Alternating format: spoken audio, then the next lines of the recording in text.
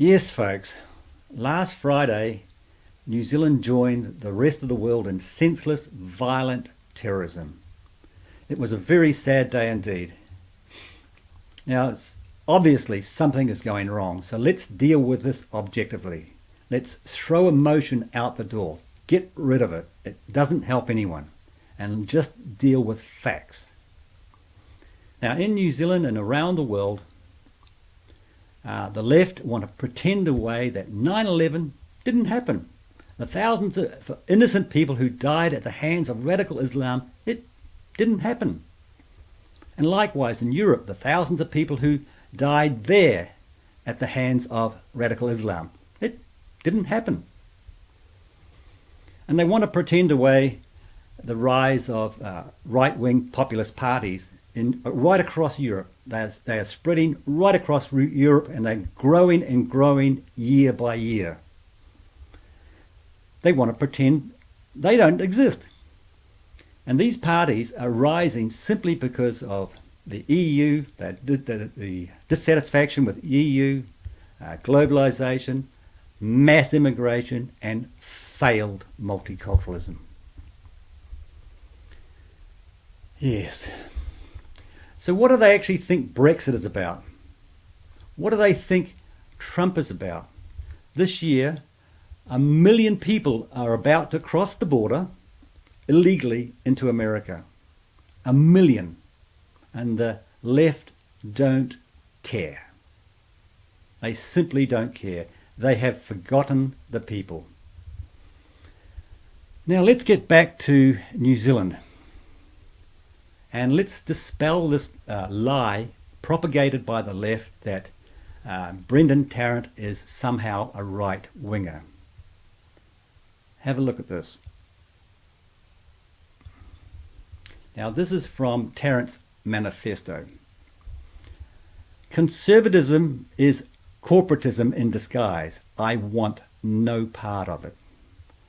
The nation with the closest political and social values to my own is the People's Republic of China, a communist party, very close to our socialist party here in New Zealand, the Greens and Labour.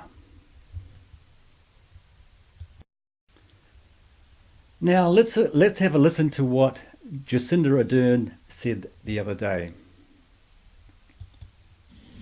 It was a place that many came to for its safety, a place where they were free to practice their culture and their religion. A place where they can freely practice their culture. And that there alone is the essence of the problem. They can freely practice their culture. You notice that she never ever used the word assimilation, because that is not a requirement in New Zealand. Immigrants can come here and never assimilate. They don't have to, so why should they? Now, you simply cannot blame Muslims for their non-assimilation. They're not required to.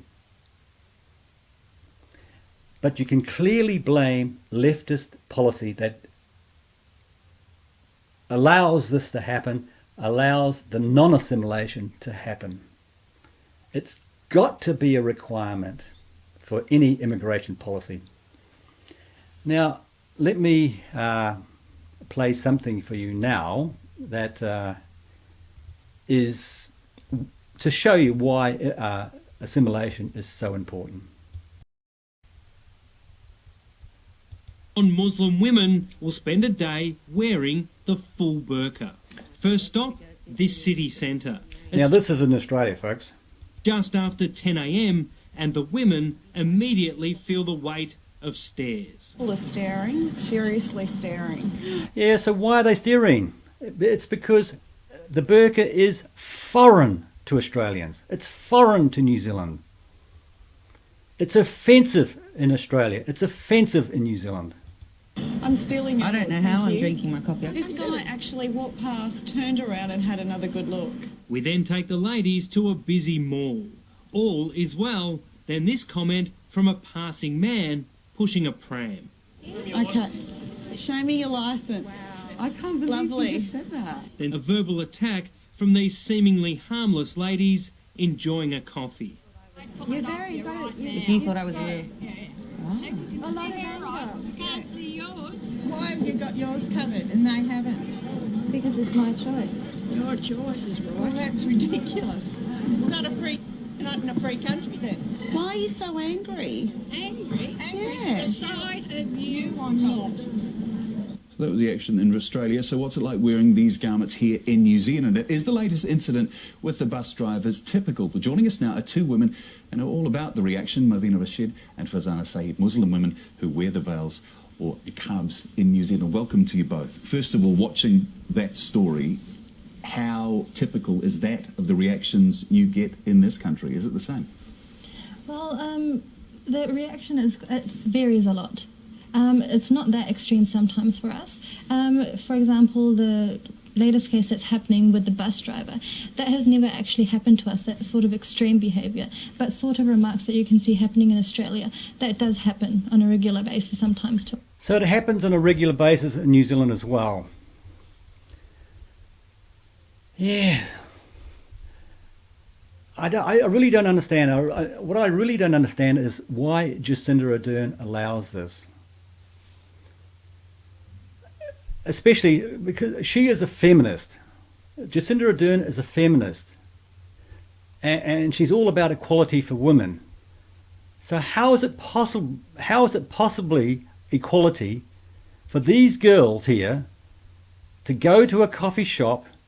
How can they physically even drink a cup of coffee? How is that equality? This is just oppression of women. You cannot look at it any other way. Now, how is it equality for the rest of us? How is this equality for New Zealanders who can't even see their faces? That is absolutely offensive, yet the left don't care about that. And that absolutely boggles me. Now let's have a look at something else Jacinda said. We are a proud nation of more than 200 ethnicities, 160 languages. A proud nation of 200 ethnicities and 160 languages. Now, Jacinda, why is that good? How is that uniting New Zealand? This is just more division. 160 languages. And we can't even speak English properly. What the hell is going on? It's shocking. It's pointless. You've got to give a reason why that's good. And you can't even give that reason. But ethnicities is not really the problem. The main problem is multicultures. We simply cannot have multicultures. Yes, folks, you simply cannot have multicultures in one country. And the quicker New Zealand gets back to one unified culture, the better. The quicker the world can get around that and do the same, the better. You cannot have multicultures in one country. You've got to have one strong culture. And both National and Labour have to change.